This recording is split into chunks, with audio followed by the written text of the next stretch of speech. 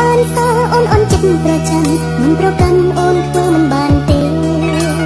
បើនៅស្រឡាញ់គេប្រាប់មកនួនល្អសុំនឹងអូនសួរសញ្ញាខ្លាំងណាស់សង្សារចាំងឬមិនចាំងចិត្តបងឆាឆ្លើយឆ្លងរូបបេះដូងឲ្យអូនខ្វល់